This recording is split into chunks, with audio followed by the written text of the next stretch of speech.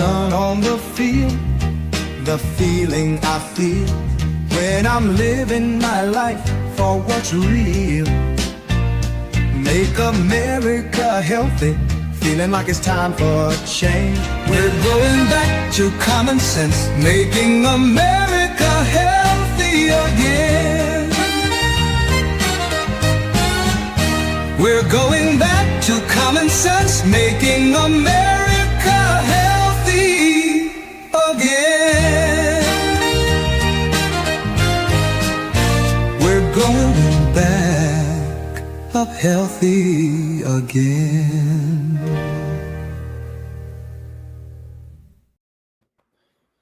What's up, everybody? Yo, what's up? Wednesday, June 4th, 2025, Maha, Club Maha, episode 20. 2-0, let's go. Kyle Kemper, Billy Zero, Damo, Johnny Paradise in the house. Ian continues to be on sabbatical, and Dustin is in space right now. Guys, how are we feeling? What do you guys like this hat? That's good times right Dude, there. I love Yeah. that. Nice. Got this one from Steak and Shake. Oh man, I like that they didn't stop at the tallow fries. They're taking out the fake ingredients and whatnot from their food. It's just one step at a time. I respect it. And they're bypassing the banking system by accepting Bitcoin at all their locations as well, using the Lightning Network, which is very interesting. I had a good chance. I was just at the Bitcoin conference in Vegas and had a chance to meet with their leadership team, and they're very committed to it. They say that 1 in 500 transactions is happening with Bitcoin at the restaurants, which might sound like a little bit, but it's actually a lot when you kind of add it up. So it's kind of very positive stuff. How about you guys? How are we all doing tonight? I'm good. Super. How much are lightning fees with that, Kyle? Do you know what they come out to? I know it used to be like $7 for a transaction. I know lightning fees. Oh no! So the whole thing about Lightning is Lightning is a layer 2 on Bitcoin, and what it enables is basically no fee transactions, including micro payments. So it's solved. The fees on Bitcoin right now are very, very low regardless, but there have been times when fees were much, much higher, but right now the fees are very low on Bitcoin. But even when you use Lightning, it really is the channel that will enable large scale retail payments to use it. And I'll say one of the other kind of highlights around the Bitcoin conference was there's a real move right now towards public companies and large organizations and central banks starting to add Bitcoin and creating strategic Bitcoin reserves. For example, I was this Canadian company called Matador. It's like the MicroStrategy of Canada. I was there with their whole team, and they're doing great work. And they just believing let's just accumulate Bitcoin into these public treasury balance, public company kind of treasuries. And we're seeing a lot of adoption, big announcements on this note. One of the other big news is that I really liked was Square said that they're going to be rolling out an update making Bitcoin payments by default on all their network, which is huge, to enable. I'm hoping Shopify can enable that at one point, because personally, I'm a huge believer in this technology, not in that the number goes up. That's a characteristic of the economic structure of it. With more demand and limited supply, the number over time will continue to go up.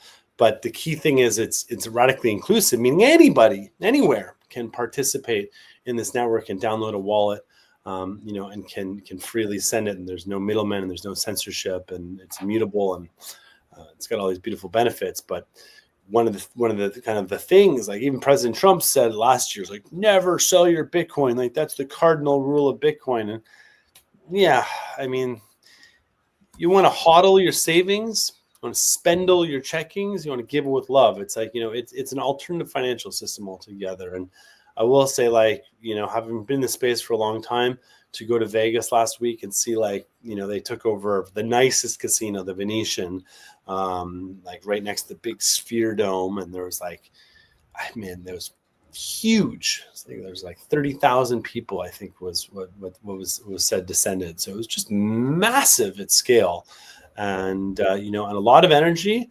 And one of the things that happens oftentimes, the price kind of goes down when these big events happen. And fortunately, the price kind of just like stayed along, and we cooking. And I just want to give a quick shout to GameStop making their first Bitcoin buy. Stoked to see it. I actually saw Ian was there, and Ian gave a talk about GameStop With Peruvian Bull, yeah.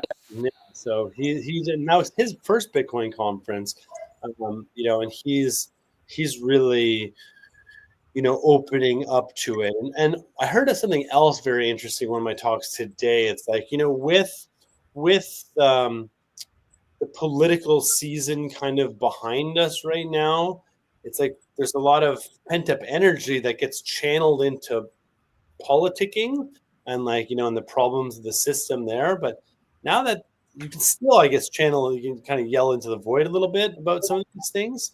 But really now is a good time for everyone to start talking about Bitcoin, because ultimately, in my opinion, it's the scalpel to the cancer that is the Federal Reserve. And it can create this new, better model. So I got some friends that have some really interesting theories about how Bitcoin can be used or is being used to offload excess liquidity. Like the money printer is still on. We can't seem to get them to turn it off. So what do? What do the big institutions do? They funnel the excess liquidity into Bitcoin. And if the U.S. establishes a Bitcoin treasury and we can't sort of turn off the debt machine, that eventually we just have enough Bitcoin and inflate so much because of the liquidity going into it that they sell high and pay off the debt. Yeah, I feel like that Trump kind of made that argument. He said, just our Bitcoin alone will be able to pay off the debt. Like, yeah, Yeah, and it just sounds like this offhanded Trump style statement, but there's economic theory behind it. One of the things I've been thinking about lately too is this idea that the countries like El Salvador has been acquiring a lot of Bitcoin. Mm-hmm. I think they put probably about $100 million buying pressure into it. And I think it's worth about 700 million now. So they've done, it's really paid off well. But the other interesting thing about Bitcoin is you don't need to sell the Bitcoin anymore if you want, but to gain value out of it and use it. One of the other metas that is really popping up is the lending and borrowing, and being able to use Bitcoin as a collateral asset towards taking out loans, right. And participating in other projects. There's the ability, if you have Bitcoin, one company they're called Salt Lending, you can borrow forever now. They've been around forever, and you can borrow 75% of your Bitcoin, the value. So you put one Bitcoin, 100,000, you can borrow $75,000 out for a 5% fee. There is a liquidation price. If the price of Bitcoin drops a certain amount, you will lose your Bitcoin, and you won't have to repay the money that you borrow. Is the essence of it. But if the Bitcoin price stays stable or goes up, you can just repay that loan and unleash the Bitcoin. So, but again, this is Kyle. Who is Satoshi Nakamoto though, man? Who's Allison Chapman? All right. All right. So I have to ask. So for those who want to, there's some hodlers, right? That's a good thing across all assets, but there's also ways to buy and trade. So what's the best exchange for operating? Clearly it's not Coinbase because their fees are 2%. So what's the best exchange for action? So to buy Bitcoin, Coinbase is it's not a bad one. It's expensive though, isn't it? If you're going to buy and sell or they have a premium model as well, but it's a good solution. You can use the other exchanges as well, a Kraken, for example, or Gemini. Gemini also your coin. If you're gonna buy it and hold it, then move it onto a non-custodial wallet. exactly. Like, you can use Edge Wallet, for example, and you can buy directly from Edge Wallet. But you can also use the exchanges as your on ramp and then move it into a self custody wallet. That's what I suggest to people. That's what you're going to get the best bang for your buck. If you have cash and you really want to just you're just in a hurry, you can use the ATMs. But those generally charge a much higher fee. So, guys, are we expecting Allison Chapman? Yes, Allison Chapman is coming up. She's with Health Action Massachusetts. Fantastic. So Allison, you're backstage. We're going to bring you up as soon as we kind of get through our opening here. Very exciting. Very exciting. Yeah. So, I mean, that's the kind of the nuts and bolts. I will say there's a company, Gemini. They're launching a credit card that allows you to pay with Bitcoin and earn 10% back on it. I saw MetaMask is also launching a credit card that allows you to pay out of whatever assets you have in your MetaMask. So the bridges are being built between the crypto world and the fiat world. Might actually happen this time. I was telling this same story 5 years ago with projects like Metal that was trying to be the first sort of like crypto debit card, use any asset you want that's in your wallet. It's taken a while. It doesn't really surprise me that it took institutional backing and now magically everything's coming together. Yeah, I'm still waiting for that reverse BitPay solution, which I hope someone can figure out there, which involves, if I'm a business, I would like you to be able to pay me in US dollars using a credit card and for the funds to settle in my account in Bitcoin. That creates latent buy-side pressure because a lot of these solutions just create sell-side pressure. Like, oh, it's great that Steak and Shake is accepting via Lightning, but if they're just turning around and selling it on the market, it'd be better to go to Steak and Shake with a friend that wants some Bitcoin. They buy you dinner and you give them some Bitcoin. Like that's a superior method because they're not going to sell it. They're going to hold on. Yeah, a lot of non-maxis would just tell you to use XRP. Right. Because you can send whatever, in theory, you could send whatever asset you want and the receiver could receive whatever asset they want and the exchange happens in the middle. Just the magic of protocol software. Is that the goods behind XRP, Damo? Well, I mean, XRP, I was a big fan of Stellar, which was created by the same guy who created the Ripple chain. And then he sort of redid it when he rage quit Ripple. And the idea is that it's a multi-asset, cross-border exchange solution, transaction solution.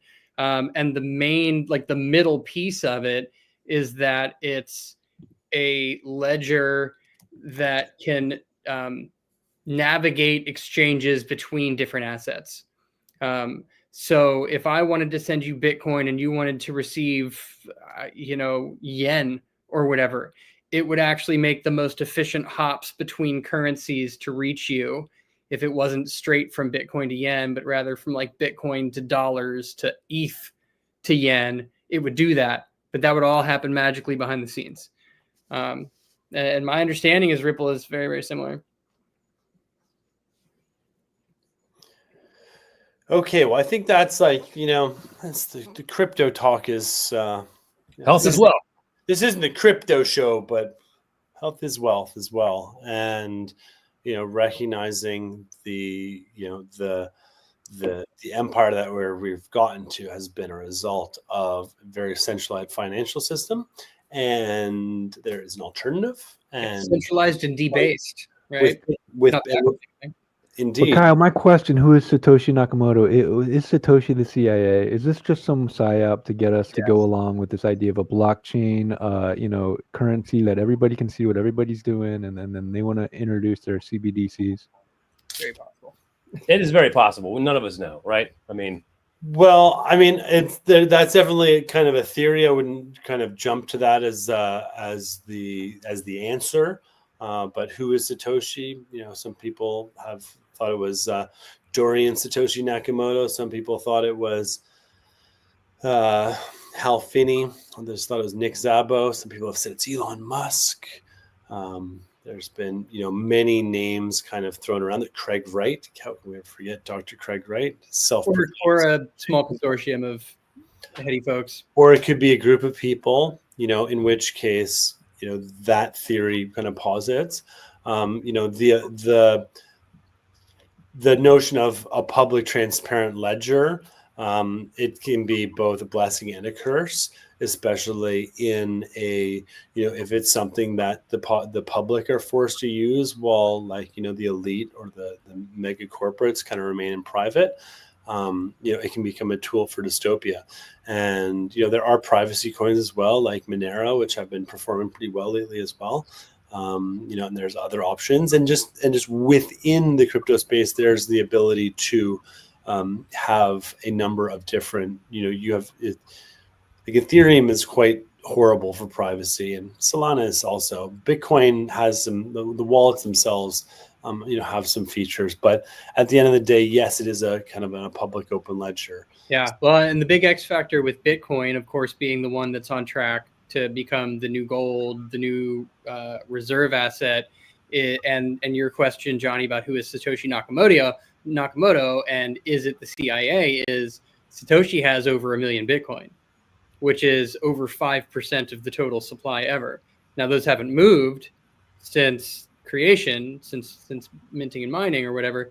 If it's the CIA and, Bitcoin achieves its apotheosis and becomes the global reserve currency, well, then we just gave, the shadow and empire everything.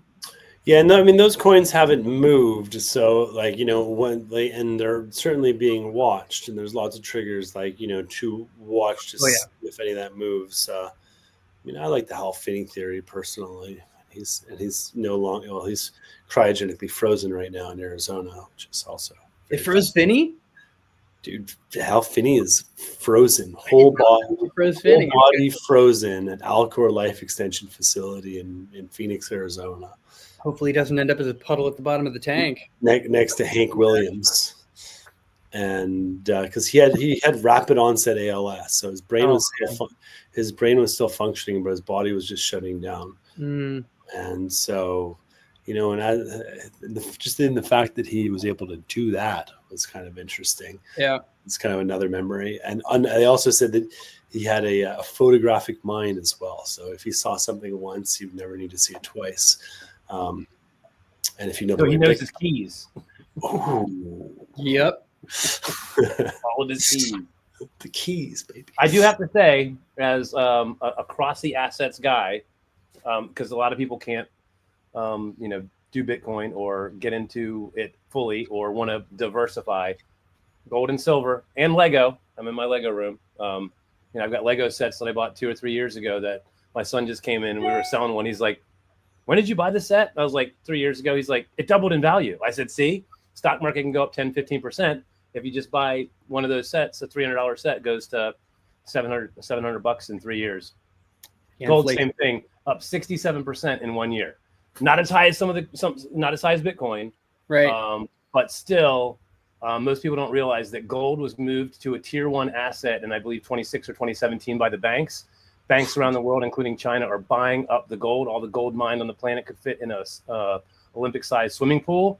And when it all goes to said and done, it all comes down to physical stuff. We've got 3-4 times the amount of money on the planet that could buy the world's resources. Once we get Bitcoin in there, there is some conspiracies that say that they're going to blow that up and we're going to go back to the fucking Stone Age.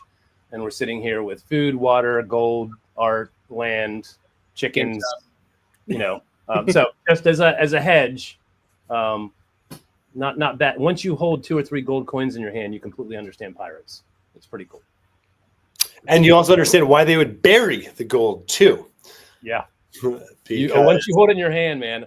I remember the first time it was like 2004 or 5. I bought a 100-ounce silver bar. It was like $300. I can't remember how much it was. Like very cheap, $400.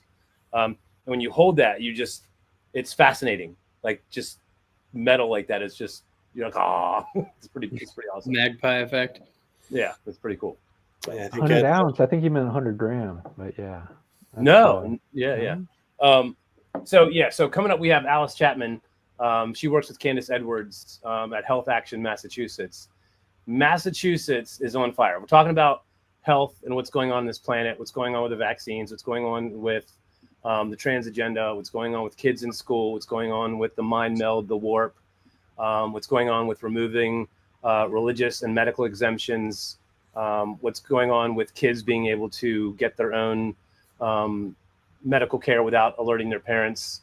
Alice is going to come up and tell us about this. There's a couple of states on fire right now. Currently, right now, Massachusetts is like on fire, hair on fire. It's going crazy. So let's bring up Alice. And all right, we're going to bring up Alice right after because I wanted to play the trailer right now for the Agenda movie. And so I'm going to grab a glass of water, and then we'll bring up Allison right after, and we'll dive into the situation in Massachusetts and how it might be a bellwether for for all of America as well. So this is a movie called Agenda. You see it? Yeah. Just came out today. Check it out. The lust to control other human beings is a story as old as time.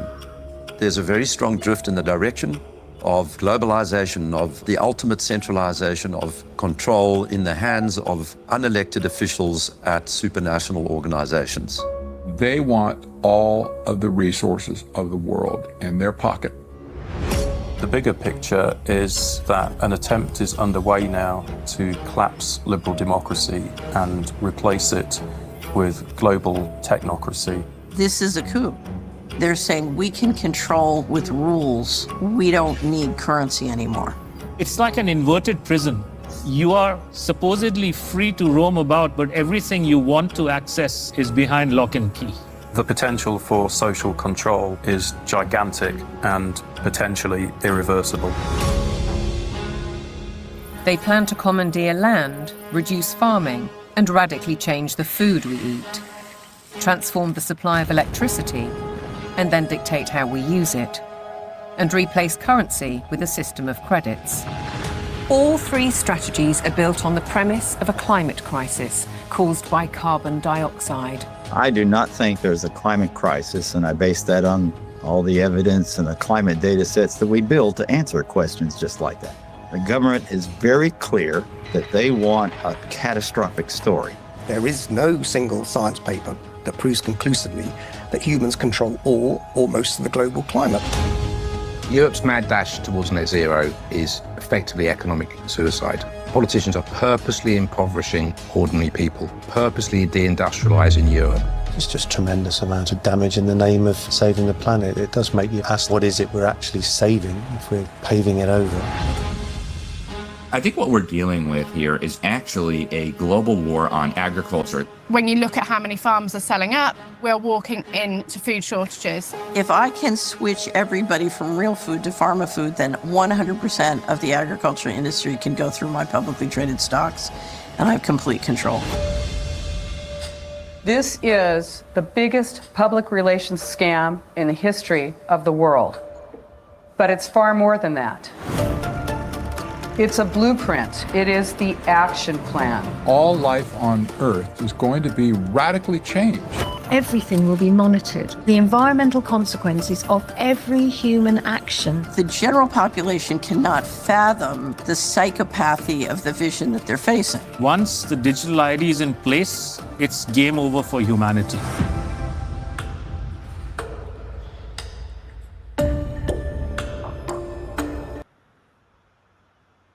All right.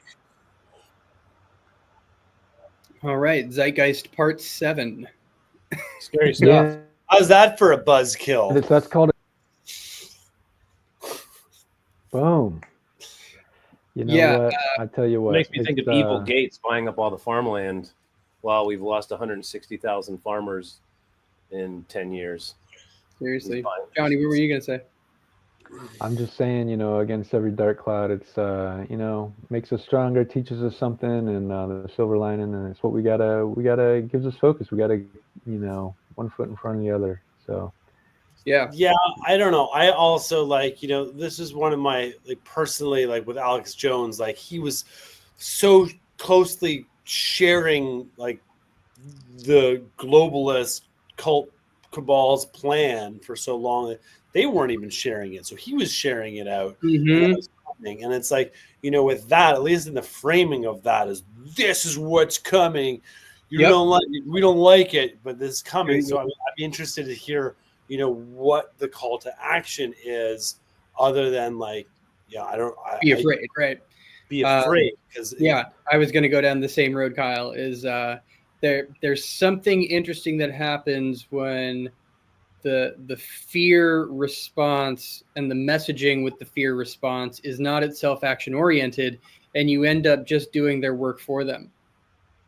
I've heard a couple things in that regard, and one of the calls to action is become self-sufficient, grow your own food, homestead, and make your family hard to kill. Not literally, but make your family impervious to whatever's coming. Protect your family, protect your home, protect your land, protect your food. Make sure you have that. Make sure you have rent your electricity. Generate your own electricity. Just all the things that are very hard for people to do in the inner city.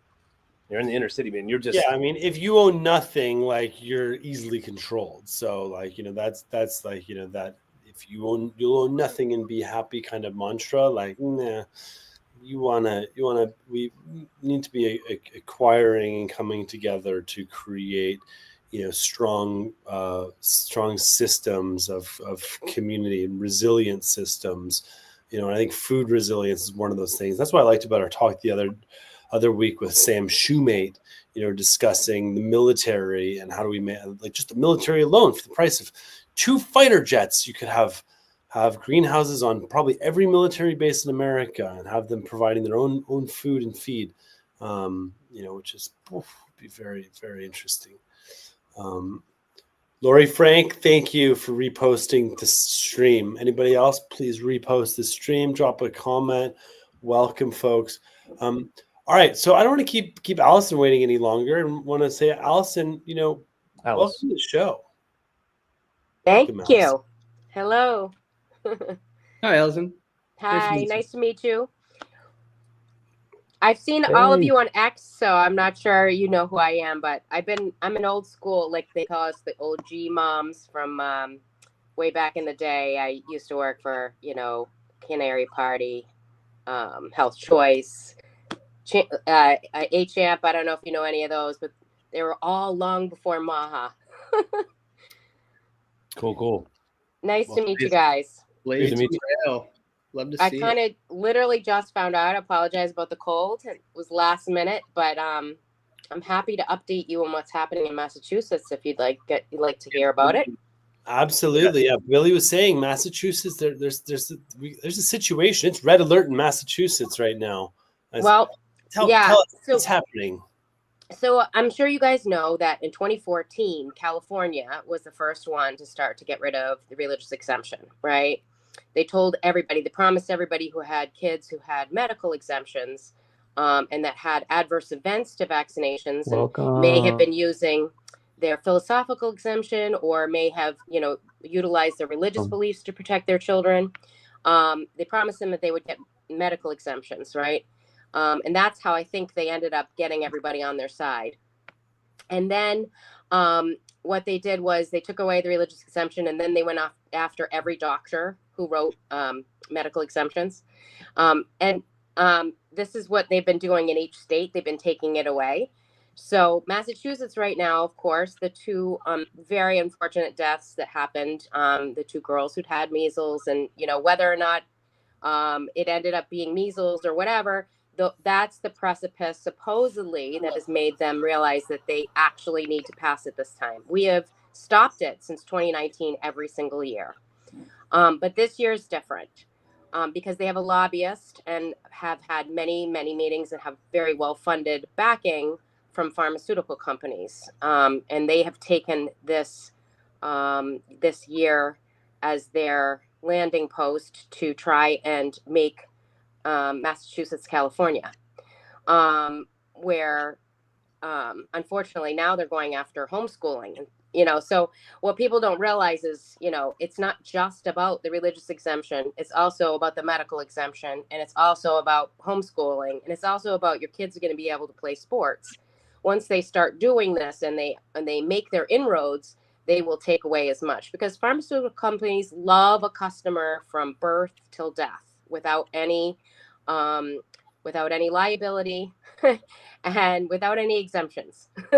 So that's what's happening in Massachusetts. On Friday, Massachusetts has 2-year sessions. Most other states are different. They all have like 6 months or 1 year. Ours is a 2-year session. And during that 2-year session, every bill gets one hearing. This is the one hearing for the 2-year session. Friday isn't the deadline for everything to happen. It's not a vote deadline. It is the deadline for everybody to testify. Testifying in person is super important. We should have as many people as possible in the building, because that shows the kind of support against, or kind of support for keeping the religious exemption. As many bodies as possible, as many people can sign up. The online, I think they cut off tonight at like 5, they cut off some of the signups, but you can still sign up. And if you show up in person, you can put your name on the list when you get there to testify as well that day. So what happens is 3 minutes a person, and you get to tell your spiel. They want to take away religious exemption because even though they have the highest rates of vaccination in the country, they say that kids who aren't vaccinated are dangerous. And just so you know, I have 6 adopted siblings. I'm the oldest of 9. Love them all. One of my brothers was born with HIV, and he passed away from AIDS. And even somebody who has a virus deserves an education. So, this whole thing about the fear of these kids when they aren't carrying anything is something that's agitating for me as a person, as a parent, but also they're running through fear, or at least pretending to run through fear in order to get this passed. So we need to do as much as possible as we can to keep the religious exemption. We believe that's the one that's most in danger this session because of pharma money. But there is another bill, and that's called the Community Immunity Act. And that one is being heard the same day. And minors can consent to all preventative care, and there's no age. They didn't write any age. They didn't even write mental capacity on there. And minors would be able to consent to all preventative care. What happens is there's a law already on the books in Massachusetts called the Emergency Treatment of Minors. And it's very narrow. Like if you're in the military, or if you're a foster child, or if you're pregnant, you can make emergency decisions. Or if you arrive at the emergency room, and you've gotten in a car accident and you need to be seen. These are emergency treatments. There are laws for emergency treatments. What she does is she takes the language and changes it. Instead of preventative care, instead of for emergency care, they put the word preventative, right? And so it ends up changing the whole, and a couple other word changes ends up changing the whole thing so that all minors would be able to consent to all preventative care. That's a long list. That's not just vaccinations. That's pretty much everything. Minors of any age too. She always goes on and said, those people are crazy. They keep saying 8-year-olds. I didn't say 8-year-olds. No, she didn't say any age. Like there's no age written on it. So, and I'd like to really point out something about her, because she supported a bill, and so did almost all of the Senate last session, that said that they must raise the age of anybody who commits a crime to 18 to 20 years, to be in juvenile court for a crime, because their brains aren't developed enough. I want you to think about that. You can say yes to every preventative care on the planet because your brains are intact enough and you can decide, but you're not intact enough to know not to commit a crime. Well, Allison, it's so crazy. Any other condition, it's gonna also be, whether you're an adult or a child, it's not gonna be affirming care. It's gonna be like, okay, let's talk about this. Let's see what's really going on. And so many of these people that are looking after this care, they really do have deep psychological conditions going on. And then of all things, children. We don't let children get a tattoo. We don't let children get anything. So yeah, and you talk about people going through phases, right? How many of us had a wild phase as a kid that turned Well, around on before this long. doesn't really even have to do with ssexual orientation or whether it's a trans thing or not, but it does bleed over to that. We're talking everything. I want you to think about those are actually really narrow sort of pathways that might end up there. We're talking like, what is preventative care? Would somebody being SSRIs? Is that preventative? It depends on the doctor. What the doctor can make. I mean, basically, you could make an argument for almost any life sustaining of any kind, or psychological or ADHD drug of any kind. You could make the argument that any care is preventative. So that means all medical care. I'm not just talking one thing. I'm not even talking just vaccines. I'm talking everything. This is much bigger than these other narrow bills that are just about gender affirming or any of these other things. This is everything. So basically, on one hand, you can commit a crime, but you should still be in juvenile court because your brain isn't fully developed until you're 25. And on the other hand, your brain is developed enough, no matter what age you are, even if you don't have a good capacity, for you to be able to make every decision you can by yourself without your parents knowing. So, I mean, it's pretty bad. Yeah. Now, does this go hand in hand? Are you up to date on this move where they're trying to put more significant like medical centers in the schools? Like they've already done that for many years. I mean, there's a lot. Parents usually have to sign everything. I've never. So my youngest just graduated college.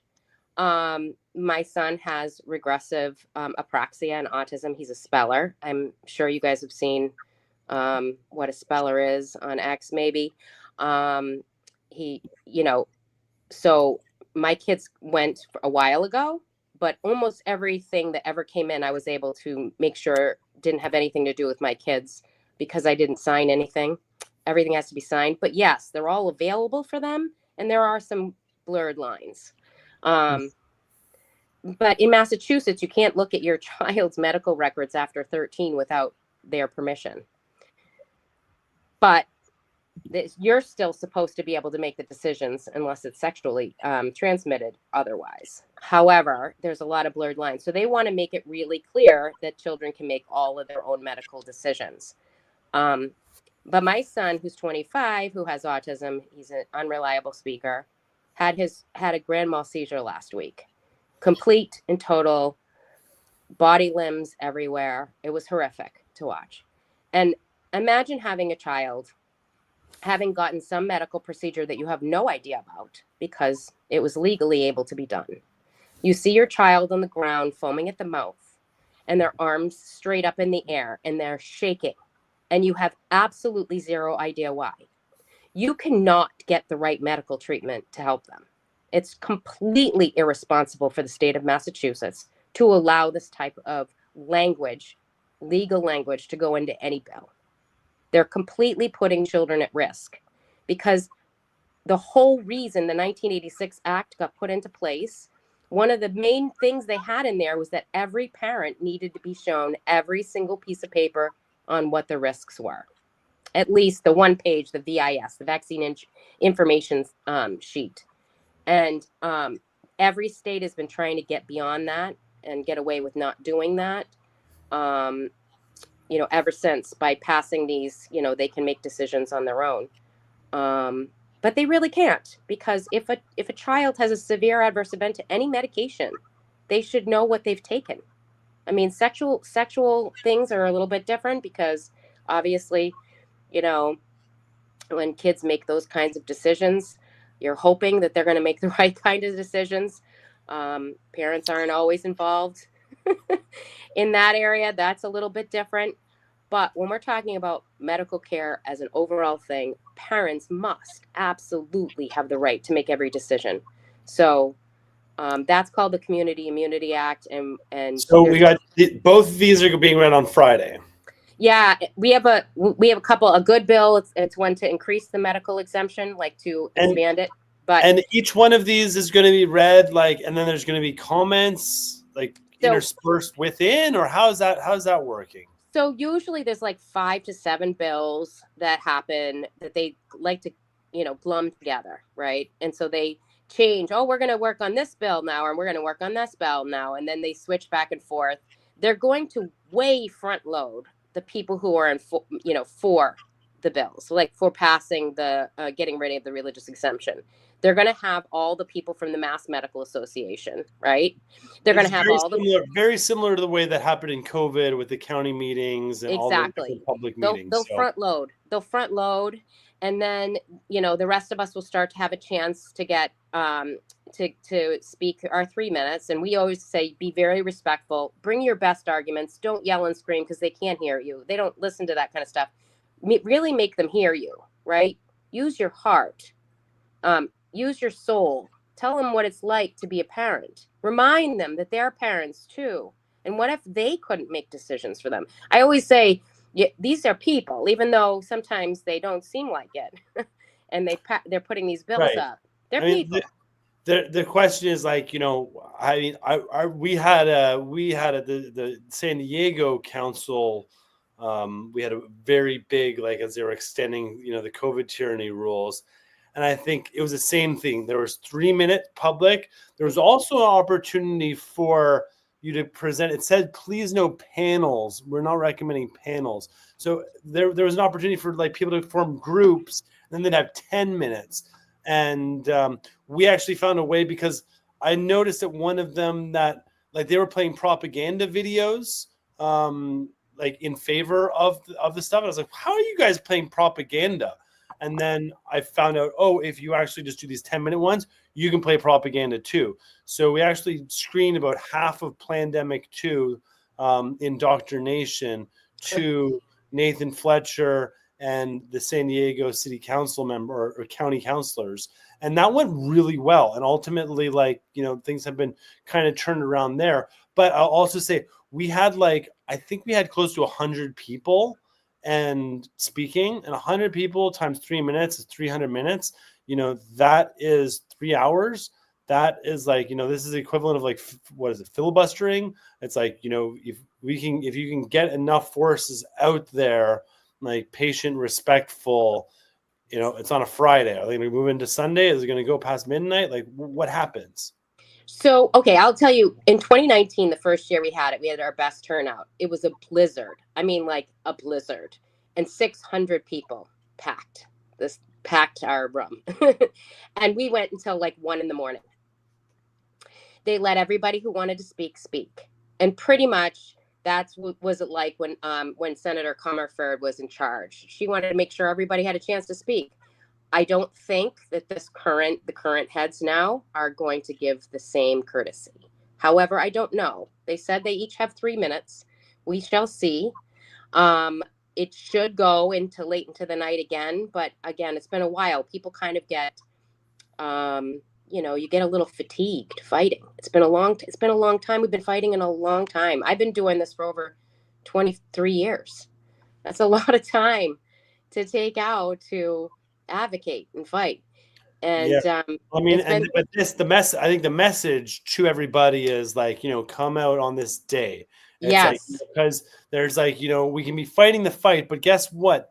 There's actual battles, like real battles, like the front lines where you meet and engage. And this is one of those points in the legislative battle. Exactly. To show up in force, to have mothers, fathers, doctors, nurses, children, teachers, like, to have the whole gamut covered. Religious leaders. Yes. We need people who are able to intelligently and rationally, and it's ridiculous to say this isn't religious intolerance. They say they're doing it because people are abusing the religious exemption. But really what's happened is the religious exemption has risen only with the amount of doses. Do you know what I'm saying? Like, as the doses rise, the religious exemption went with it. Now, what should have gone with it was medical exemption, but that decreased. So when you actually put the numbers together and you show them and you're rational, or you have rational arguments, we're really able to do something here. Because what they have is the same kind of talking points they had during COVID. Those were talking points they had a decade before against us parents. It's the same talking points they had. Those people are dangerous. They're putting other people at risk. What about the immunocompromised? But these kids aren't carrying something like, and if there was an outbreak, there's something called an exclusion protocol, right? So people stay home. If there's chickenpox in your classroom, then anybody who's unvaccinated, medical or religious exemption, stays home for 21 days. This is already in the law, right? The problem is, yes, there's fatigue, but there are different days that you come out. This is the day you come out, but it doesn't mean it's the end of the line or the last time. But this is our big stand. After this, once you get all these hearings, all of your testimony in, you can write testimony. If you can't show up, write testimony. Send it to the Joint Committee on Public Health. But if you can come in, testify. And after this, they have a vote in just the public health to either send it, off to study, or say they voted it down, they didn't, that it shouldn't go forward, or they voted forward favorably. And every time they've been voted forward favorably, and it goes to another committee. And then you have another chance to email the committee, but there's no more chances to testify. This is the only chance to testify during this session. Yeah, and it can make a difference. It can make a big difference to have all those people up. We've knocked down 21 bills and a bunch of amendments already. We've already killed it 21 times, but that because we showed up to testify. But we need more people. This is a different time. Well, medical exemptions, from what I understand, is just having my son go to college and talking to some people is getting harder. Like I know in your state, I was reading DPH now can override the CDC. They can require yearly exemption checks. So even if you are exempt, you have to prove it again the following year, which can be a lot of energy. Washington State now has something similar. They have the Involuntary Treatment Act, which is passed, I think, a couple years ago, which is just that first door step into, wow, you have something going on. We can treat you however we like, which seems to me a very slippery slope. This has been, and I'm sorry for your son. That must be the hardest thing to go through. Let's talk about, are there things that we can do outside the legislation? Because everybody can't make it there. Everybody can't come testify. Is there anything that we can do to get around this? Like, I'm just going to say some stuff like this. Like, is there bracelets that you can have that's like, please don't treat? Like, is there anything that we're thinking long term that can get around some of this in any way at all? Well, okay, so they're not going to hold you down and put it in you. They're just going to tell you you can't live life, you can't play sports, you can't go to school, you can't, all these things. So what we really need to do is convince the legislature. That's the biggest thing. And if you can't be there to testify, write a very compelling, really good testimony that goes on record and send it to the committee. And then if that doesn't work, send it to the next committee if it goes to another committee. And then if that doesn't work, then we're going to ask everybody on the planet to show up on a day. We want tens of thousands of people outside saying no. I mean, there's a process here. This is the biggest day we need, is everybody to really write their conscience and all this stuff. I mean, honestly, what you were talking about with medical exemptions, they're trying to get rid of them entirely, but they're so narrow.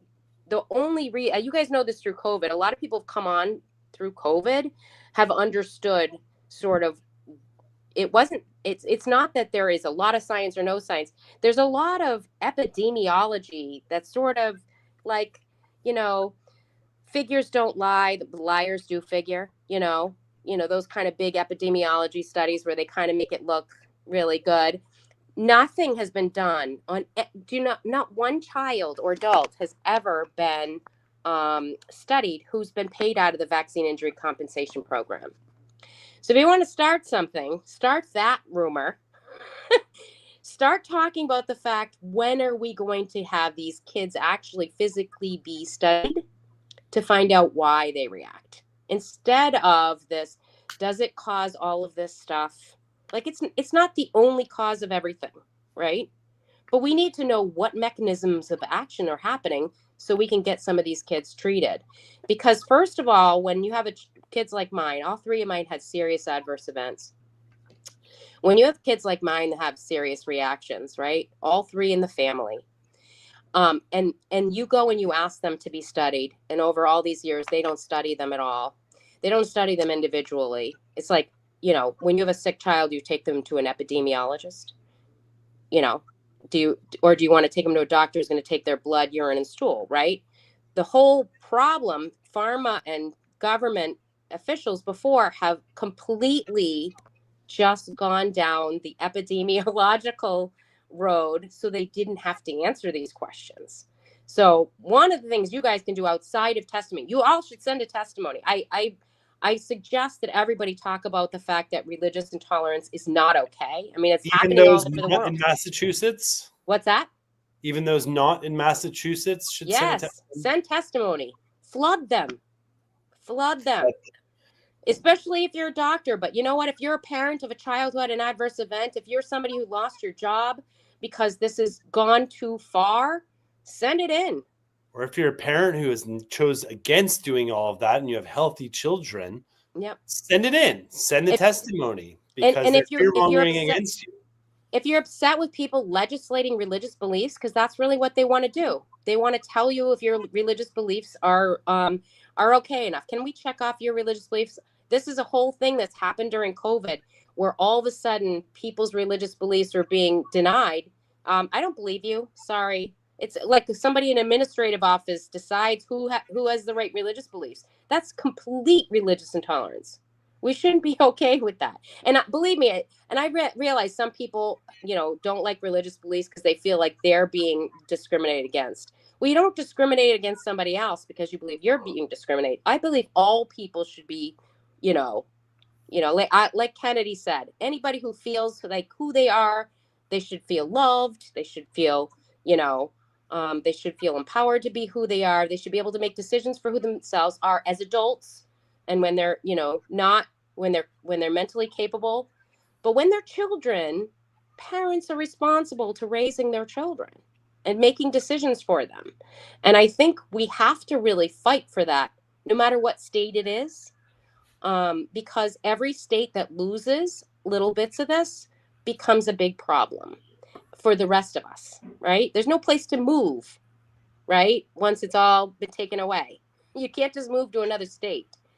So you must fight. That's actually happening. People. I've been saying for the last couple months now that it's becoming true that people are literally thinking about and are moving states. We moved out of California in 2016. Luckily, we had the option, and we had 3 kids there right when the mandates were coming down, and we were able to move out, and we did by chance. It wasn't specifically because of that, but it did factor into it. And now we're in Maryland, and it's the same kind of things happening here. It's not the best place to live, but I do think we are getting into kind of a bit of a states' rights civil war where the pendulum is swinging. And if the other team gets in power, or someone who is more on the scientific elite side of things, we might find it a lot harder from the top down. So I do kind of feel this next 24 to 36 months is, you know, all hands on deck, as fast as possible, as much as possible, everybody giving 110%. There's no time for video games. There's no time for watching sports and like division across the planet. This is time to come together and talk about the real stuff that's going on. Absolutely. And there's a lot of infighting. I'm sure you guys see this. There's all sorts of infighting that happens. Everybody should let that all go. Honestly, the infighting just harms. It harms your politics, like amongst movements. Come on. But I don't like. Listen, I'm still actually a registered Democrat. I'm a lifelong registered Democrat. But they left me a long time ago when they don't care about the fact that all 3 of my kids had severe adverse events, and they keep trying to take their education away. Now, let me tell you, all 3 of mine were on IEPs. I believe in public education, right? I believe strongly, and I have a son who needed these speech therapists and OTs and PTs and all this stuff. And my daughters did too. But one of my daughters just graduated. She had a full ride to school, and she graduated magna cum laude. The other one graduated magna cum laude. These are kids who had serious adverse events, had IEPs, and were able to overcome it. This is what we need to do, right? We need to be able to teach kids, bring them to school. And if they don't want to go to public school and homeschool, that's fine. They still should be able to play sports. This isn't just like, I know a lot of people are like, oh, we can homeschool. They're going after that too. You have to stop. You were so right. We have to stop it now, because if not, everything slides so that we won't have any more time or won't have any more rights. And, hey, I'm the one who's like watching the seizures all night long. I'm the one who's there. I'm the one who watches my kids. Legislators aren't sitting there watching your children all night long. Your doctors aren't there watching your children seize all night long. Parents are the ones who are there every day, all day long, not one doctor visit for 1 hour or less than an hour once a year. I mean, we have to start reminding people logical things about how much more a parent knows about their own children than they do. The coming vaccine injured crisis that we're having. I think we're kind of in the beginning stages of it, but it seems to me that this next 20 years is going to be very difficult with our society, as we have an aging population. We have Social Security that has issues. We have higher costs, higher medical costs, lower actual coverage across the board. And then we have this autistic community that is growing older, with parents like yourselves that are worried about your children, and a society that isn't really quite ready to deal with that. Do you have any ideas on, we're talking about the short term here, this 36 months, but there's the 360 months to follow that are kind of very important. Do you have any ideas on that? So I have a lot of ideas, actually. I think maybe a round table with a lot of OG moms and dads, you get really good ideas. But I agree with you. We're going to lose Social Security if we don't do something.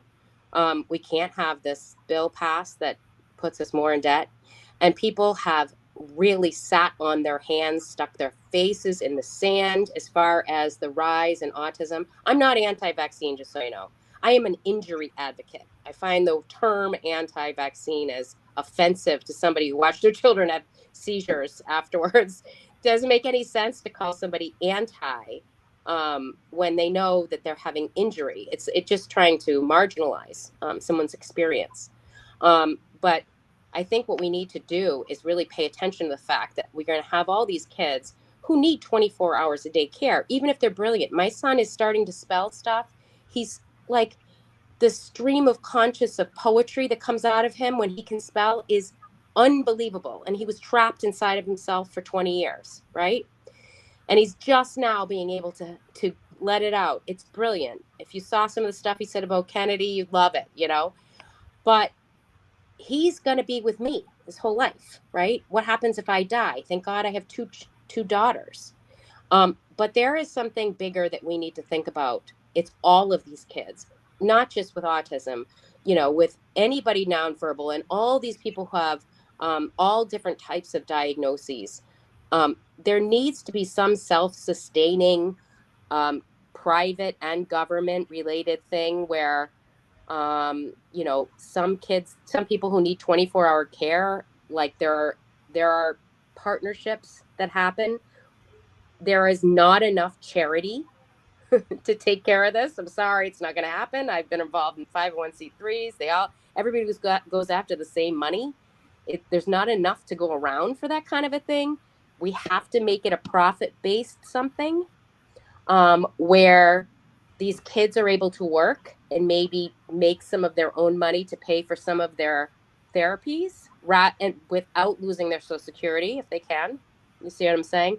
It's going to be a big problem to overcome. We need very smart people to take care of this, and we need to have compassionate people who come up with really good plans where these kids and adults feel like they're worthy and respected and loved, and then they also have the ability to keep on learning and not be, square peg in square hole for 25 years, which is what they've been doing in the past. It's going to take a lot of very smart people to develop these. I don't know if they're going to be towns, villages, what we're going to do, but there needs to be, and it needs to start happening now because the influx is coming. And you're right, we're not going to have enough people. We're not going to have enough money. We're not going to have enough places. And all these kids, there's so many parents out there struggling. They don't have any help, and their kids are banging their heads, and they've been sick for a long time. And unfortunately, the Democrats have really stopped any investigation into their medical issues for a very long time.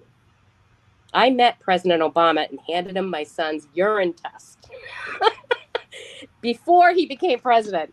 So this is how long I've been doing this, much longer than that. But I was trying to tell And how do him. you feel about Bobby? Do you think he's making, like, Bobby? He should be showing up and speaking. And I say a lot of the forces that we amassed. Well, listen to me. I completely trust Bobby.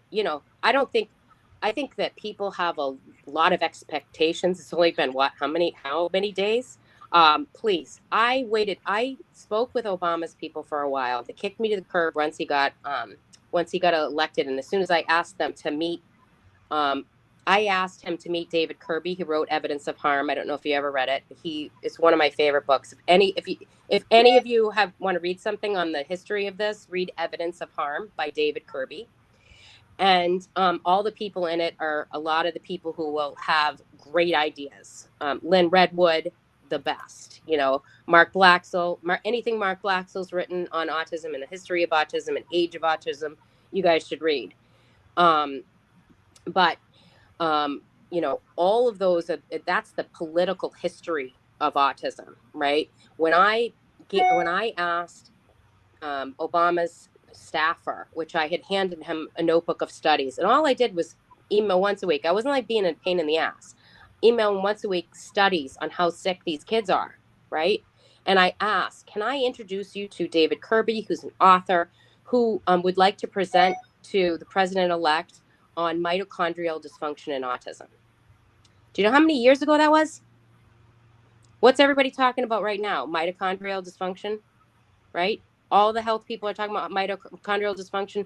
That is all the underlying issue with this regression and these adverse events, and taking a really stressed, dysfunctional mitochondrial, system and stressing it. Point of, of regression. And so it's been that long we've been talking about this, and nobody's been picking up the ball except Bobby. So go Bobby Kennedy. I still believe him. I will believe in him all the time, because, and for one thing, one of my number one things I tell parents who come to me with, I work at a place called Active Healing, and we work on neurological developmental children on one side, and the other side's like a biohacking spa. And we get a lot of kids with autism, and all over. It doesn't matter what their diagnosis is. If they're struggling with learning or anything else, one of the number one things is we talk to them about food. They cannot put food dyes in their mouth. Like, nobody can process food dyes. And if you have any neurological issues, you shouldn't ever eat a food dye. It just doesn't, it screws with your brain. And the fact that he's getting them removed, like, how quick was this? Already it's win, as far as I'm concerned. That was win-win for not just everybody with a neurological illness, but you guys and whoever eats a food dye. You're better off because Bobby just got in there. Right. And then the fluoride and on and on. So yeah, huge wins. And listening to the vaccine injured, this is something they were getting completely ignored. We had a lot of federal dollars going towards propaganda and studies about vaccine hesitancy. So, we're on our way. And vaccine hesitancy is because they keep pushing force, taking away religious exemption, taking away philosophical exemption. The reason there's vaccine hesitancy is because they're forcing 100% of the population to do something when no 100% of the population could do any one thing. 100% can't eat strawberries. 100% can't, eat peanuts. 100% can't have antibiotics. 100% of the population can't can't take Mhm. everything the same. We're not the same beings. One if size does not fit all. Exactly. Absolutely not. And if I could just drilling into this event on Friday a little bit Yes. more. Sorry. How many? So, like this is the Massachusetts legislature, right? Yep. This is like the Congress of Massachusetts. Yep.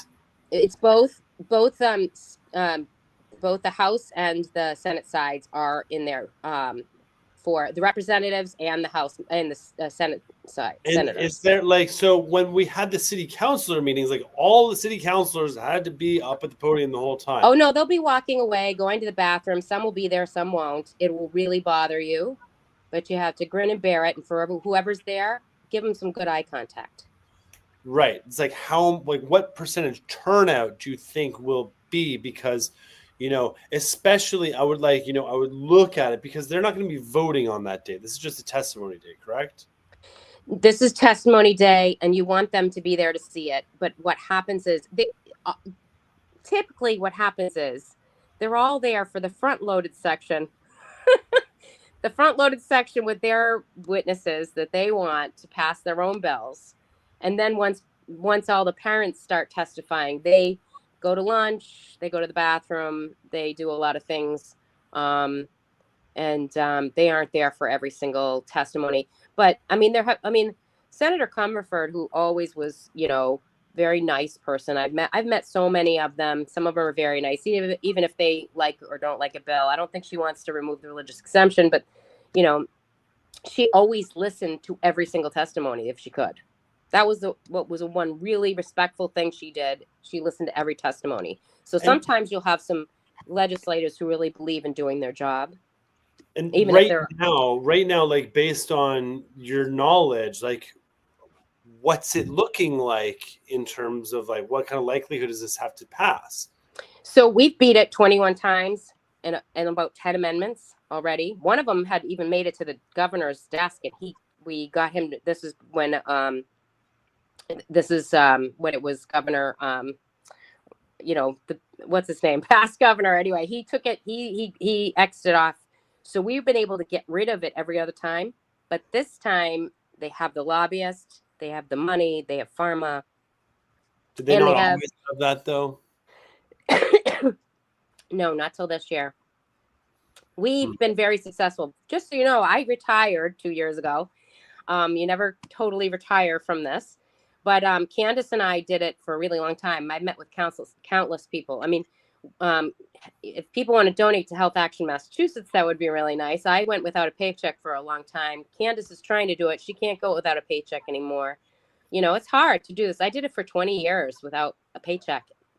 I did it because I needed to do it. It was the right thing to do, and I had to. But in order to keep this going, we need a lot more resources.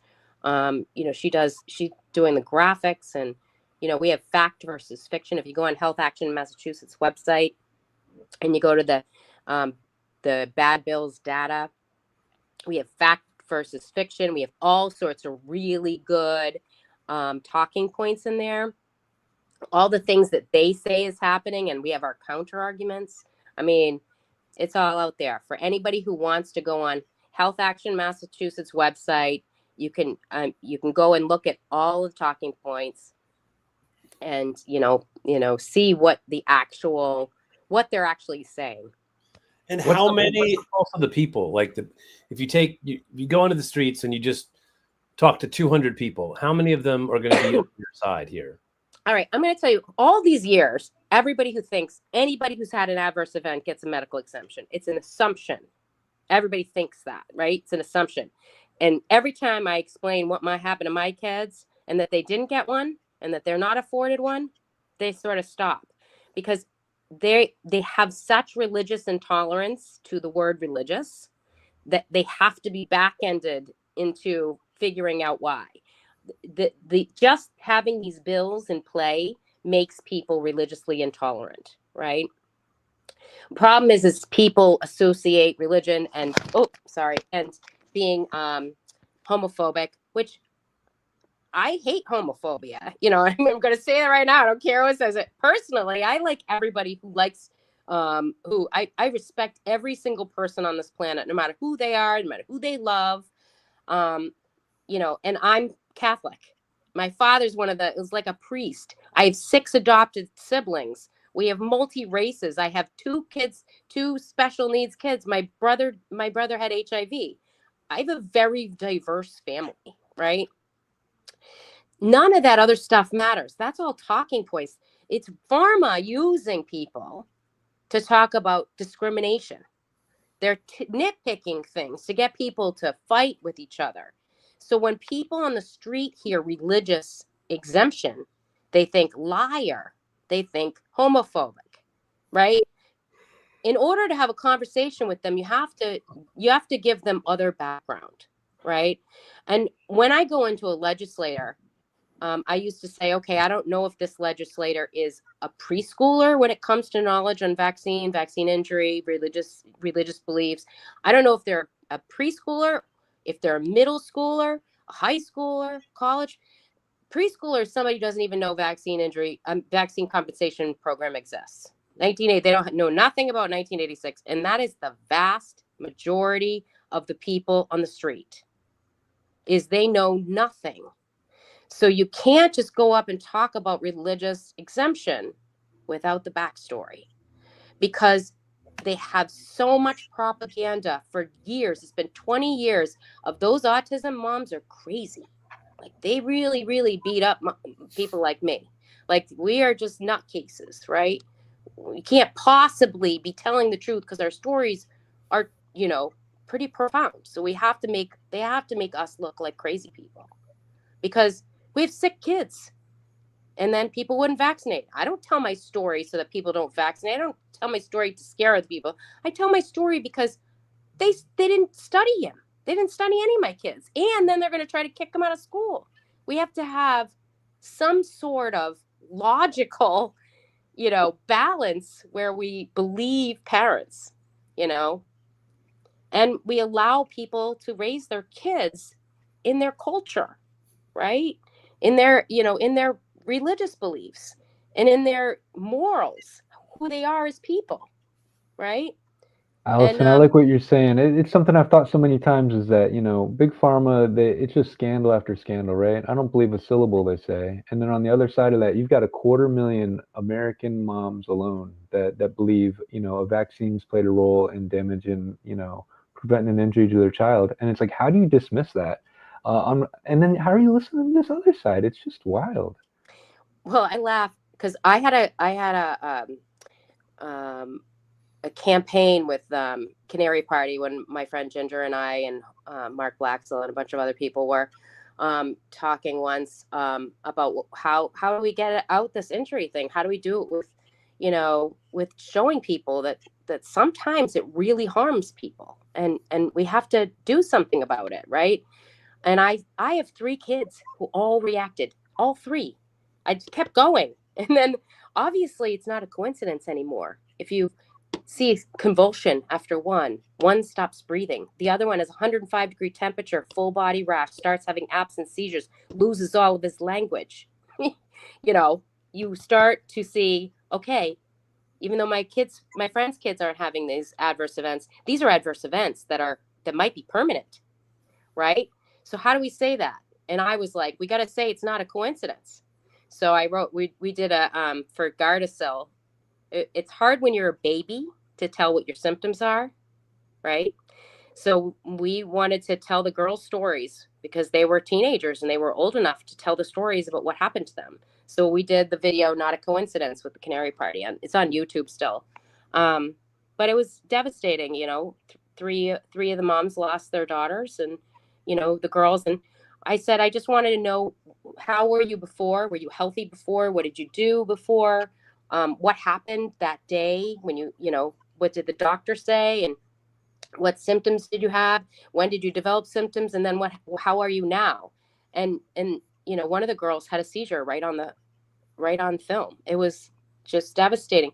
Both Ginger and I were like drinking by the end of the summer because it was so horrifically depressing for us. And we've already been involved in it. So Not a Coincidence was one of my campaigns because That's what they would say every time somebody's kid reacted. It's a coincidence.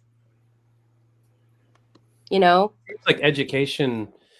I was talking to Danielle, my partner at the Council on Domestic Relations, about this. We've talked about it quite a bit. And, you know, she's, as you know, has an autistic child of, I believe, 21 years at this point. And there's been so many efforts to educate. There's been organizations that step up on the local level, on the national level. They release the stuff. And I've looked at a lot of that and seen them come and go. And I'm trying to figure out what the next step is, because I still, you know, and I bring this all the time up all the time, of the scientific elite. They've seemed to be able to grab a hold of a large percentage of people, and they're almost not approachable on multiple levels. And some of the ways that I've been able to approach some of those people one-on-one, and I don't know where the education goes, but, you know, imagine if your child had to be shot up with something that had shellfish in it, or peanuts, or almonds, or a grass, or a mold, or something. And that's gotten a couple of people to go, well, why would they do that? Well, why would they have something in a vaccine that people are allergic to? And now it's coming full circle with, you know, their genes and your possible immunodeficiency or other things that you could have in your family might play a small role or part of a role. How do we bridge that gap between where we are now in a state like yours, where the education is almost paramount, but also almost insurmountable at the same time? It seems like it has to be done, but it almost can't be done. How do those two converge? Okay, we'll talk about Comerford for a minute. I'll talk to you about my meeting with her. This was before COVID ever happened. And I said to her, if there's ever another new vaccine that's coming out that we have to study, we need to take their blood, urine, and stool, look at cytokine levels, look at microbiome. You know, we have to look at all of their blood, urine, and stool before vaccination, and then look after and see if there are changes, and track those kids as they go, to see if they have adverse events, or if there's, you know, if there's diagnoses that happen, and if there is a clear path, right? Obviously, that would take a really long time, but COVID came and we had the opportunity to do it, and nobody did it. That drove me nuts. We didn't take blood, urine, stool beforehand. We had this brand new product. It was a time that would have been able to do this, and we didn't. We didn't have, you know, biomarkers that we looked at before and after. However, there are some, you know, ways to do it, things that have already been taken. The fact that they got rid of all of those HMO data is horrific. I think that could have found out a lot of stuff. But I think if you take, you know, different profiles before, and I think a lot of it has to do with cytokines. So like COVID, I knew it was going to be a problem, the virus or the vaccine. I had every supplement that everybody heard about 2 years later in my house before anybody ever heard of them, because I knew inflammatory cytokines were going to harm my kids, because they all reacted to vaccination. Everybody who reacted to COVID itself, which was an engineered virus, escaped virus. But I knew immediately that when it started screwing with inflammatory cytokines, it was going to harm a lot of the kids in the vaccine injury community, because vaccine injury creates inflammation that goes haywire, and inflammation that causes these kids to stay sick, right? So, you know, there's a lot of things that we could do. And Bobby knows a lot of them. He's got people around him that I trust, that I know that are doctors that are good. They're advising him. I hope he's still listening to Lynn Redwood, because she's the smartest mama I know.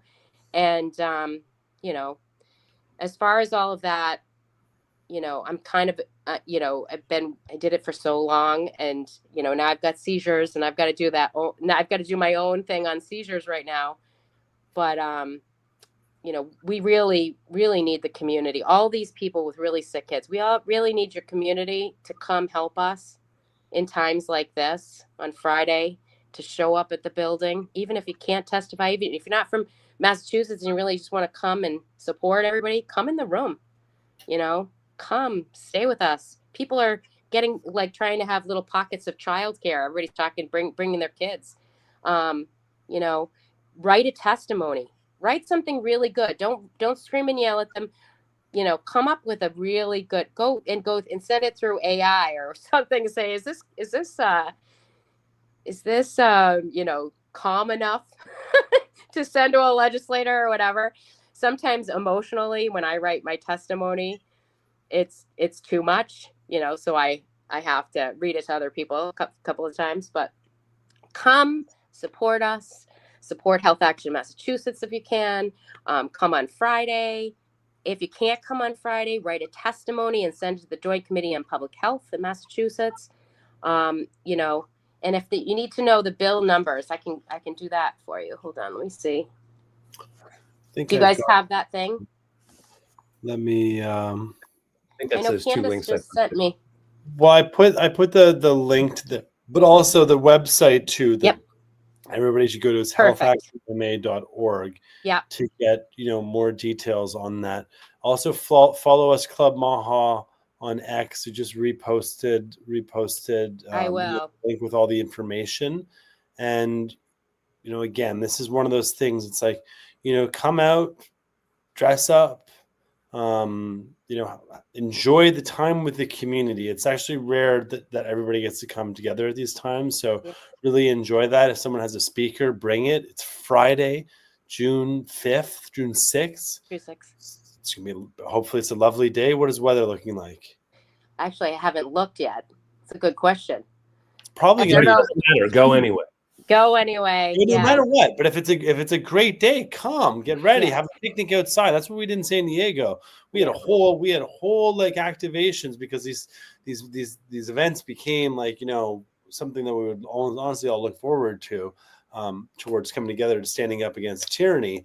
And this isn't necessarily standing up against the tyranny. This is representing we the people and the voices, and helping allow the representatives and presenting the will of the people to the representatives, who are then supposed to, echo the will that they are presented. So this is the clarion call, and and be creative. And also, how many legislators are there? I think there's 12 or 14. I forget how many there are, but they're all listed there on the Joint Committee on Public Health. There's only 12. There's only 12 state congressmen or senators.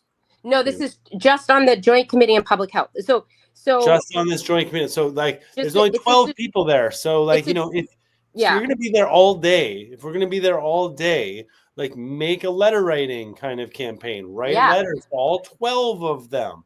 Yes. Make sure they get get that, because it's easy to say, but guess what? Letter writing, phone calls, those work. Call each of their dials. Leave them voice call. Because they might not necessarily all actually be there listening to all these testimonies.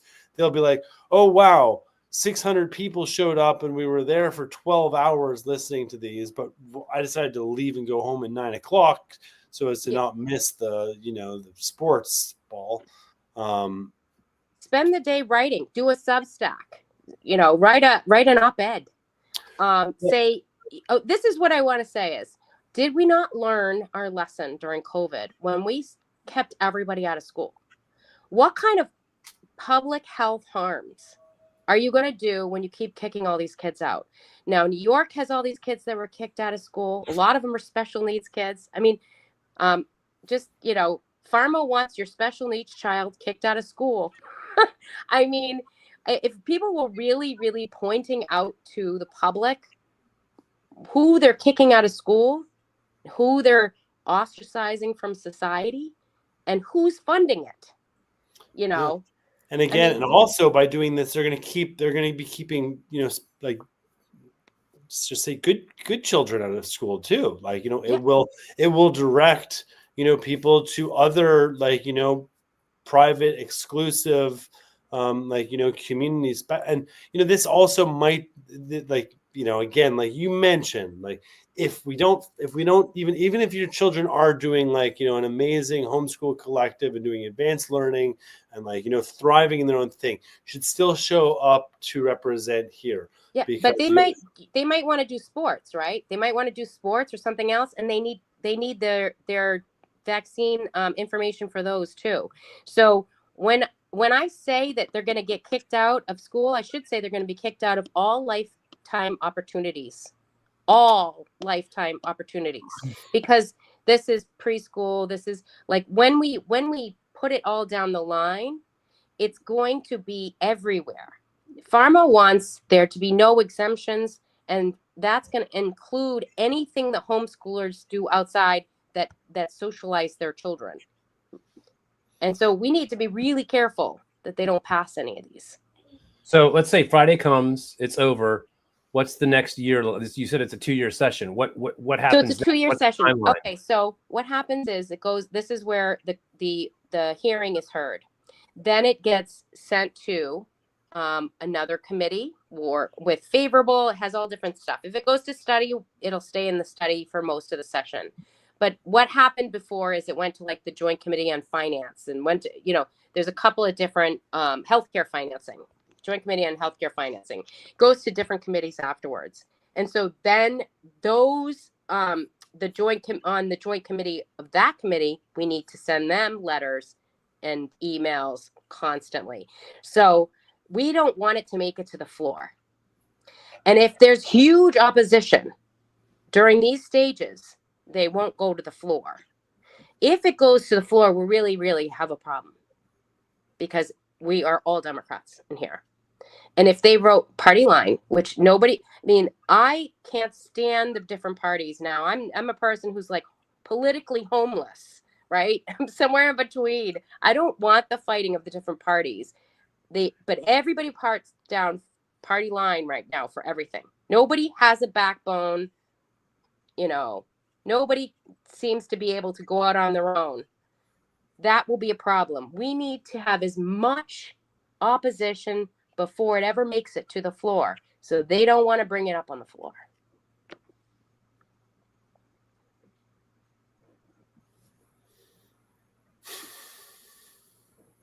Yeah, the idea of this party situation is something.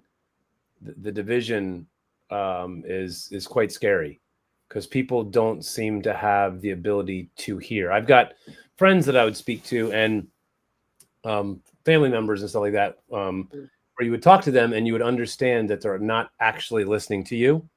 They're actually just waiting to formulate the response. Yeah.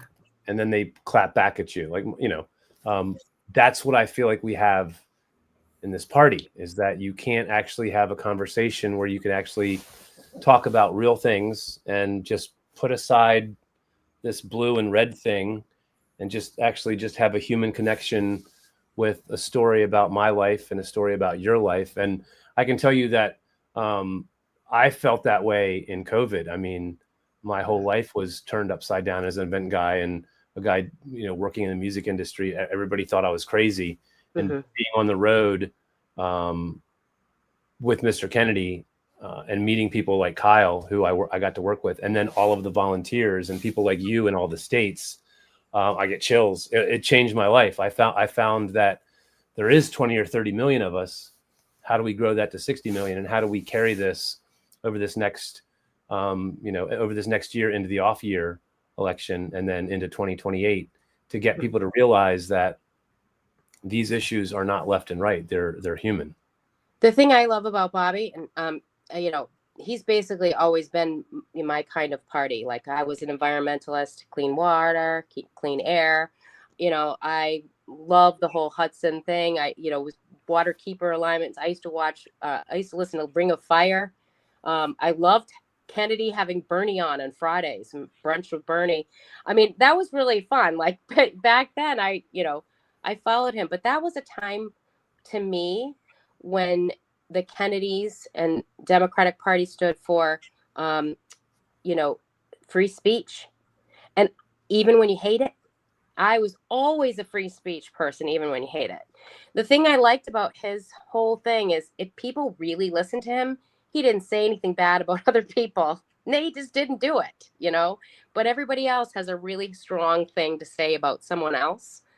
And I find that I can't tolerate that. So before COVID and during, I had a training program in order for people to have this conversation with legislators. And I told them that they have to get out of the perceived box, because I was inside this box as probably a Republican, probably a Trumper, that I was anti, that I really didn't have religious beliefs or whatever. I had to immediately not start in this box and introduce myself up here saying, hey, I saw like you have this bill, that bill, and that bill. Good job. You have some great bills out there. I really agree with a couple of them. Start on a page where you're in common. Don't start in this politically media ridden talking points box, because that box nobody will ever hear you. You have to start in a place where you know that you both can connect. If you're both parents, that's where you connect, right? You connect about being parents and about being able to make those decisions. I remember one of the legislators, when I was in his room, he was really upset at me. He was mad at me because I wasn't what he expected. You know, he wanted to really hate me, I guess. But I have an interesting family history. And when he said to me, well, if there's a new vaccine, this is long before COVID, he's like, if there was a life-saving new vaccine that came out, I'd be the first in line. My children would be the first in line. And I didn't really know what to say because, and he goes, it wouldn't require any testing or whatever. I forget what he said, but I was just kind of like stuck there. Then I finally said to him, I'm really glad you get to make that decision as their parent, that's your right to make a decision like that for your children. That's all I said. He just was blown away because he was expecting me to scream at him. But really, it's all of our own responsibility. I don't want responsibility for someone else's decisions for their children. I want I want to retain the responsibility I have to make decisions for my kids. And I want to retain the responsibility you have. So I'm going to have a conversation with you outside of this box that they dislike the person in so much, so they can hear me. You're here. How about any questions? Any more questions on the bills? I mean, they're very long. There's a lot of really bad stuff in it. But the worst is the minor consent and the elevated risk. But I should mention that Rebecca Rausch's bill also has a couple other things that people might want to know about. She will keep religious exemptions in hers, but your doctor has to sign off on your religious beliefs. And your doctor has to be tracked. So like your doctor's really going to want to be tracked on signing off on your religious beliefs. And so they know, oh, that doctor is the one who sees kids. So yeah, that was the card that was played during COVID too, of like, oh, you've signed too many, doctor. Yep. You're going to lose your license, and then there's going to be pressure. And it's interesting that when these sessions are held too, to see the associations come out. That's what I also noticed from participating in San Diego was, my gosh, every association under the planet was calling in support, praising all the work, praising all of it, but they weren't represented by people. It was these were just associations. While on our side, we of the people actually showing up representing individually. There's so many doctors and so many nurses and healthcare workers, that it's interesting to see, because the associations, like, people think it's like, well, they actually just represent. Well, actually, they're kind of a lobby as well. They're generally funded by the pharmaceutical organizations, paying the salaries of staff. They don't. Do you know who Dorit Reese is? Paul Offit, Dorit Reese. That whole crowd. They're the ones who've been trying to get rid of religious exemption and to almost make it non-existent to have medical exemption.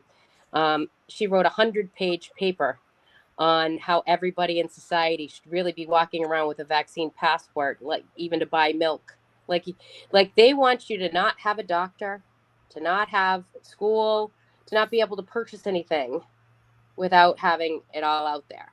I listen to those people talk, and it's kind of baffling to me. I'm trying to understand one, if they're real people, like they actually, like, do they actually exist? And apparently they are. And then two, do they really believe this stuff, or are they co-opted in some way? Do they really honestly believe the things that they're saying? It's because it's one size doesn't fit all. So I can't understand and believe that that is a viewpoint that we should all be jabbing kids like this on that level. It's just fascinating to me that this is really happening. I cannot pretend to know what goes on in Paul Offit's mind. I can't pretend to know what goes on in Dory Reese's mind, but they know people have adverse events, and they have actively blocked things and avenues that would try and find out why. You know, the Community Immunity Act, that was started by all the people convinced Senator Richard Pan in California to do it. One of the other pieces of the legislation is called the elevated risk portion.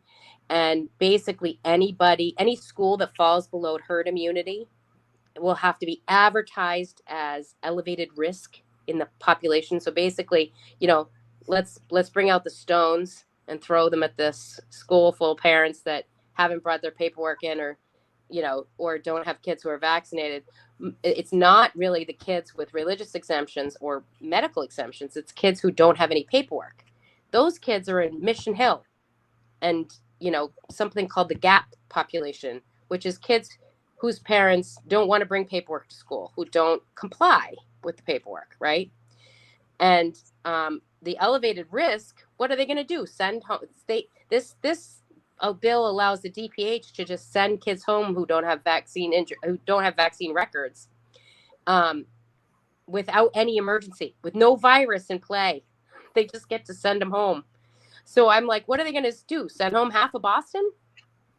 I mean, how's that going to work for public health later on down the line? What kind of ramifications is that going to have?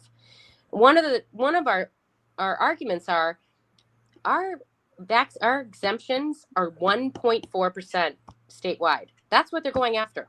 1.4%. That's ridiculous. We are tiny. It's a tiny, tiny amount. It makes no difference. The bigger population is this no paperwork population. But they're going to slide in these things. And I don't want kids in the middle of Boston who decided not to pass in paperwork to get kicked out of school either. Nobody should be kicked out of school.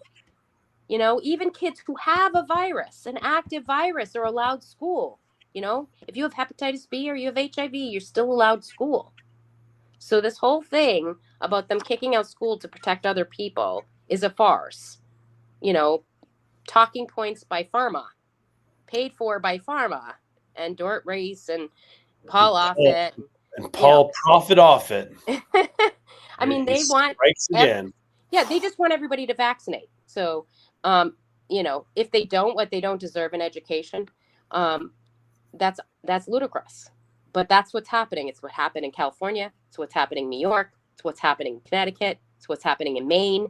Maine kicked out, if people really, you know, the left, all my left friends who really think that people who've been here for a lot of years should be able to, even if they're illegal and they've been here for a lot of years and they want them to go to school. Do you know they kicked them all out of school? They didn't have paperwork.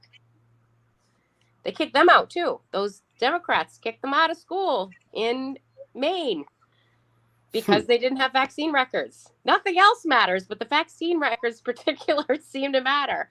Yeah, it's interesting because then if you do have the records, but your child doesn't show up to school enough, they might take the kids from the parents too. So yeah, it's a mixed up jumble. They're concentrating on the wrong things. If they want to make the world a better place, there are a million things they could actually be doing. This is making the world a worse place. You are raising religious intolerance. When my kids all had severe adverse events, and I go, what am I going to do? I got down on my hands and knees and I prayed, what do I do? And that is when I realized I can't go any further. I can't do this anymore. I cannot keep hurting them because it's against everything I believe. And then the Pope at the time was Pope Benedict. and he wrote a letter to a mom who wanted to take an exemption, and he said, if your conscience, we prefer that you take it to protect other people, blah blah blah, but if your conscience is informed and you must not take it, then you must make change, call media, write pieces. For 20 years, over 20 years, I volunteered my time, and I did that. I did everything Pope Benedict said times 10. So thank you so much for your service. When people say that, I'm abusing it because my kids should have a medical exemption, I beg to disagree. And I think, and there is the outside chance too. Like, Bobby's now studying the childhood, the roots of autism, and Lynn Redwood is close within the circle. Yeah. I'm praying that like we can just step past this whole thing, because just even the notion that this schedule is a requirement in order to participate in society is. Well, there are too many. It's one thing. It was a serious emergency for one thing. We're talking about 100-year-old, Jacobson versus Massachusetts. That's really what we're talking about here. We're talking about 100-year-old law, right? Jacobson versus Massachusetts about smallpox.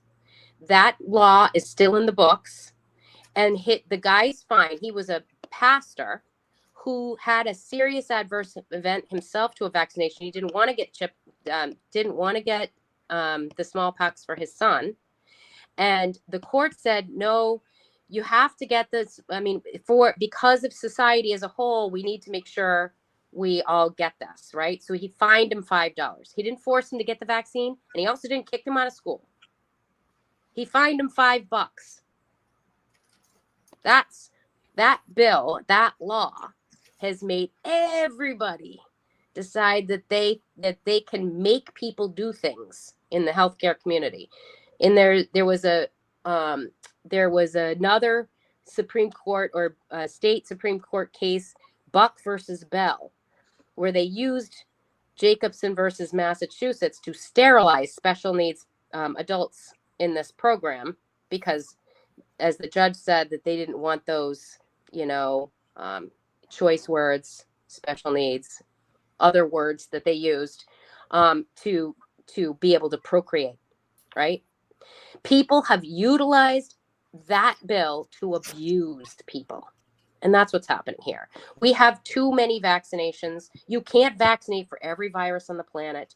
Your body has to do some of the work. And some people cannot handle the I don't know if you want to call it, the wave that comes in when it's just one wave. It might be mild for some people, but for others, we are being riptide out to sea, right? When you have a vaccine, some people can handle the swimming and sometimes it's not. Even Jonas Salk, there's a quote following, I haven't been able to find it in years, but Jonas Salk said, you can never predict what happens when you put a vaccination into a human, what happens to their body. You can't predict it. The fact that they say they can predict it, they're completely lying, because there's no data for that. There's no real studies, and it's... Yeah.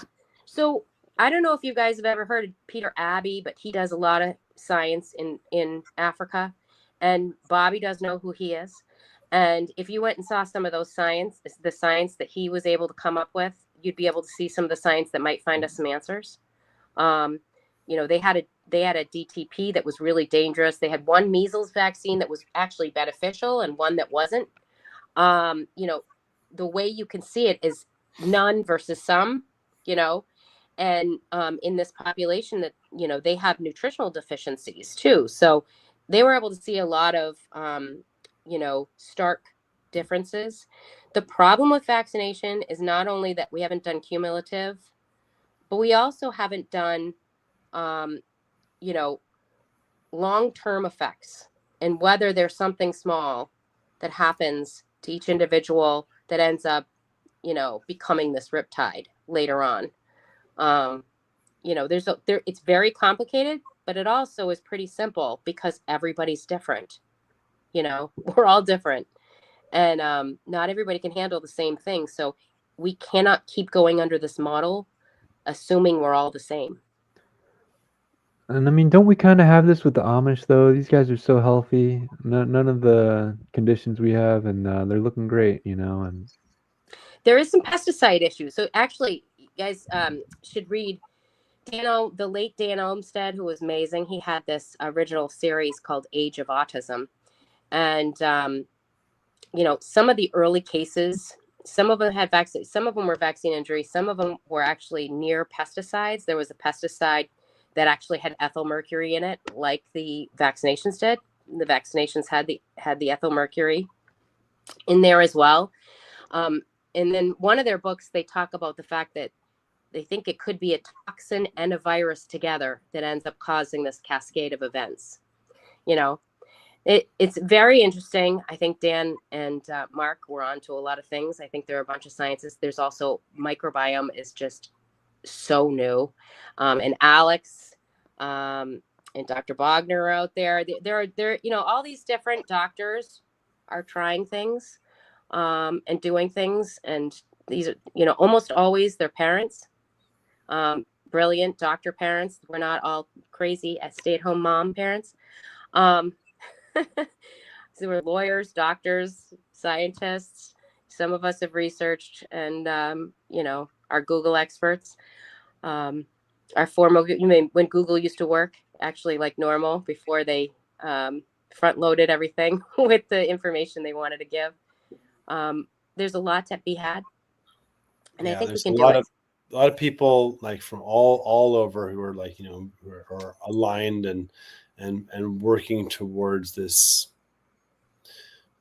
purposeful and shared vision of having a safe, healthy, conscious system and listening to this data too, because this isn't just an emotional argument. There's a lot of data. A lot. It makes zero sense to kick people out of school. No. And the points come with are well founded. So Allison, I just want to say thank you so much for coming on and bless you for all the effort and the intention and the long hours and the thankless exchanges that I'm sure you've gone through, and putting yourself out there. It's because of the OG Maha moms like you where we are at this place today. And I just want to say thank you, and just recognizing, it's 11 o'clock. This is when we like to kind of wrap it up. Thank you. Just want to say, so come on Friday. Thank you to Candace Edwards. I retired 2 years ago.